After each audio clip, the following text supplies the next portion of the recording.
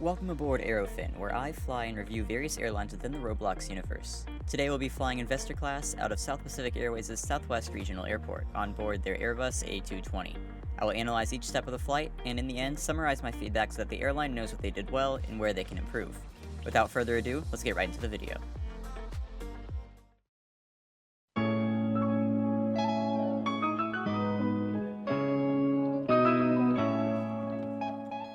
Immediately after loading in, we are met with a set of rules that must be read before you can enter the airport.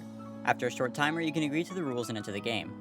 The music here is quite loud, however thankfully the volume can be adjusted or turned off entirely via a control panel in the bottom right. This isn't a feature that all airlines have, so it is much appreciated as it allows for me to still hear the other audios in the game. Unfortunately, there is no camera mode, a feature used to hide UI and other players, which is a disappointment, as this feature allows me a bit more freedom in shot composition. I'll be stuck with basic camera manipulation for now. After a few minutes, check-in opens. Walking up to the kiosks, we are met with a very user-friendly interface. I love the option to select different languages, along with the process of scanning documents. It's little details like this that always increase your immersion.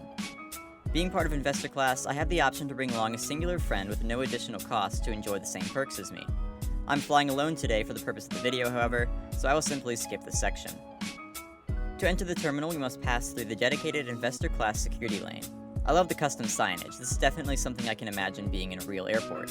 Signage is one of the most important things in an airport for providing directions and information to the user, so this is something I very much like.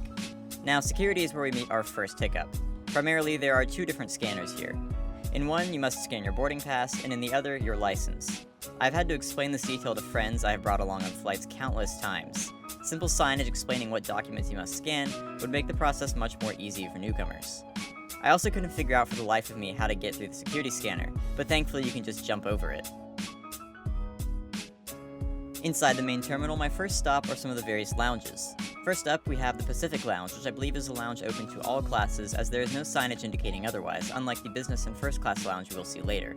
The models here are all very high quality, but the whole space feels a bit too sterile for a lounge area, which is meant to feel cozy and comfortable. A white color palette combined with cool lighting is much more harsh on the eyes, and while a color palette like this can work for a lounge, it needs to be combined with warmer lighting. My suggestions would be to add some greenery on the interior portion, warmer lighting, televisions or information displays, and a larger variety of seating types, as there is a bunch of wasted space. The lack of all of these makes it feel a bit more like a restaurant than a lounge. Walking to the next portion of the airport, we walk through the duty-free store. Unfortunately, many of the shelves here are empty, which means many of the users are going to widely ignore this section, as there isn't a whole lot to catch your eye. They might even miss the attendants here, which are able to provide you with a variety of snacks and other duty-free items. The interaction feature is nice, but other than this, the duty-free area is rather disappointing. Next up is the Silver Lounge, which is indicated to be a lounge for first class and business class passengers.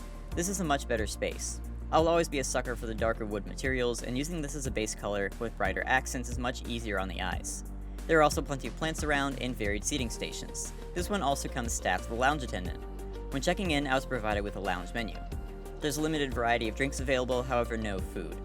I am promptly and respectfully served a glass of orange juice. I have mixed feelings about the glass surrounding the entirety of the area. One of the main reasons you pay for a higher tier ticket is the sense of exclusivity and privacy, which is kind of done away with when everyone in the airport can look in on your lounge.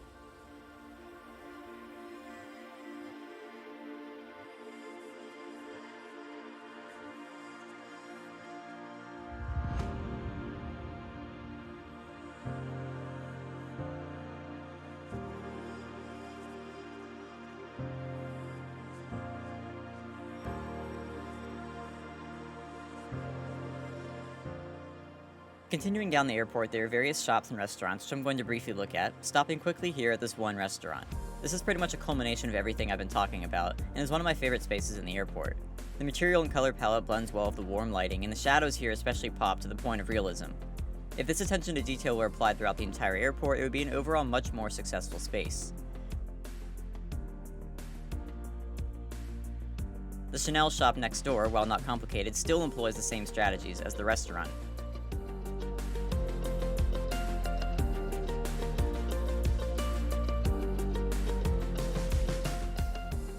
Fast forward a few minutes and we're ready to board the aircraft.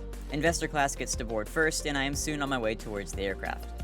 One thing you'll notice is the inclusion of two boarding stairs, so that investor, business, and first class passengers can board from the front, while economy class passengers board from the back. This is something that not even real airlines always do, so this is something I was impressed by. The staff lining the air stairs and aisle were also a pleasant inclusion. SPA's A220 is equipped with 2 classes of service, with all 3 premium classes sharing one space and economy taking up the rest. While lacking dedicated investor suites unlike some of their larger aircraft, the interior of the A220 is still exceptional. I do believe the aircraft interiors have been recently overhauled, and if this is true, it makes sense, as this is stunning. I take a seat in the second row because the first row doesn't have IFE screens. I imagine it would be pretty simple to add one to the bulkhead so that the first row has access to them as well, otherwise you're missing out on a key experience. This is far from the first time I've heard it, but I love the little detail of actual announcements being made throughout the airport. Have a listen to one here. Ladies and gentlemen, South Pacific Airways is now boarding all first-class passengers. Business class passengers may begin lining up. We ask that all other classes remain seated to prevent delays during boarding. Thank you. While I wait for the other classes to board, I thought this would be a great time to check out the IFE screens. Once more, we were able to select a language, and we were met with a really well-designed UI interface. I love how it shows your seat number along with other flight information and various amenities.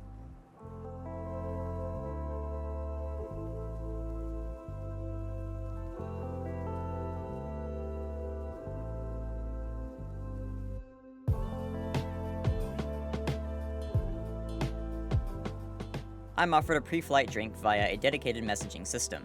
This is nice as requests won't get buried in the main chat. SPA veterans know to ask for the red juice. If you know, you know.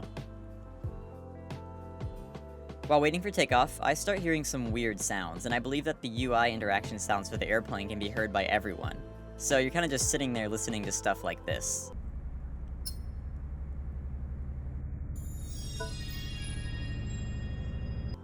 After another few minutes, a safety card is added to our inventory and a safety announcement is played.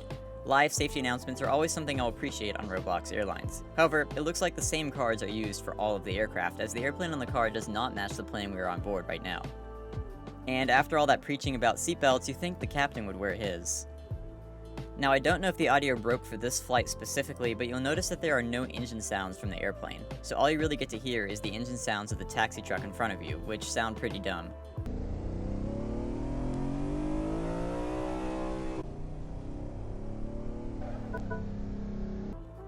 Shortcomings aside, there is a neat little tradition SPA likes to undergo for all of their takeoffs, and that's racing the plane with some ground crew vehicles. It's always kind of fun to watch.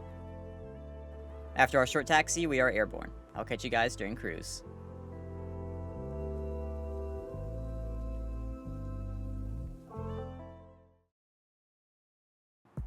Meal service will begin shortly, which means it is time to take a look at the menu. I have access to 2 menus, the standard flight menu along with the exclusive investors menu. Do you see the issue here? The standard menu is much more extensive. Usually on long-haul flights, economy passengers get 2 to 3 choices, while first class are the ones that get a huge menu to choose from. But here, it seems like they are flipped. While the first class menu is large enough, it pales in comparison to the standard one. That's something that struck me as a little odd. I'm offered a warm towel prior to meal service, a staple of first class, and it's something that I'm impressed they included, despite there not being an animation to use it. It's still a lovely little touch. The cabin lighting is then set to this light pink color. As far as I'm concerned, pink isn't one of SPA's main colors, so it's interesting that a different color like blue wasn't chosen instead. I was contacted again about meal service. SPA allows you to order up to 3 items. It would be a nice little first class perk to be allowed an extra item, which requires minimal effort on the flight attendant's part, but makes for a more premium experience. I decided to order the calamari and shawarma. The models for these items look pretty good, and are served on a tray with side dishes instead of just a singular item. Maybe this is the difference between the investor menu and the normal flight menu? I don't know. Unfortunately, there are no eating animations for any of the food items, only a drinking animation for the water glass. The seat is also able to recline, however there is no animation for the character model, so you kinda just levitate off of the seat. I'm by no means a game designer, but this seems to be a common theme among other airlines, so I wonder if this is especially difficult to code. It's not a huge deal, but something worth pointing out. It is also worth mentioning that a separate message is sent verifying that everyone has been served. I really like this. In case you were AFK or in case the cabin crew made a mistake, you still have a chance to receive your meal, which is really the highlight of the cruise portion of the flight. Soon after, preparations for landing are made. I'll see you guys back on the ground.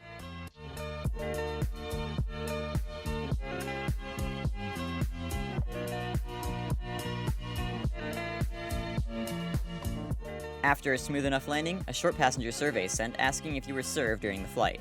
This, combined with the second message sent about the in-flight meals, is something I really respect SBA for. Any well-respected airline cares about the comfort of their passengers, and these guys are no exception. With the flight now concluded, I can highlight the pros and cons of my experience. Now, disclaimer, these are all my opinions. There is no objective right or wrong when it comes to things like this. You, as viewers, have the right to disagree, just like the staff members of SBA. With that being said, here goes. Pros. Good service. Staff are friendly and attentive. UI elements. Various custom menus like IFEs and GUIs were well designed and intuitive to use. Signage. When employed, well-designed custom signage throughout the airport increased realism. However, some spaces could use more clear signage. Lighting and interior design. SBA demonstrates the capacity to design and produce well-thought-out and visually pleasing spaces. Aircraft interiors. Newly overhauled aircraft interiors look amazing. Reported announcements. Terminal and onboard announcements develop another layer of immersion.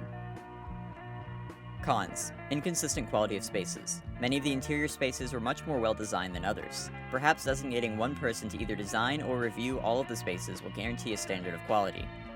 Broken audio. Many audio in places either doesn't work or is straight up bad. Engine sounds are non-existent, and random menu sounds can be heard throughout the flight.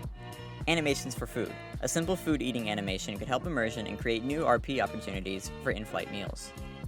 Confusing menus. Economy class passengers have access to a more extensive menu than investor class. I suggest overhauling the menus to make the investor class feel a bit more premium. And with that comes the conclusion of the video. Thank you for watching, and if you like my content, I encourage you to subscribe and leave a comment. I'm always open to feedback. With that said, I'll see you guys in the next flight. Peace!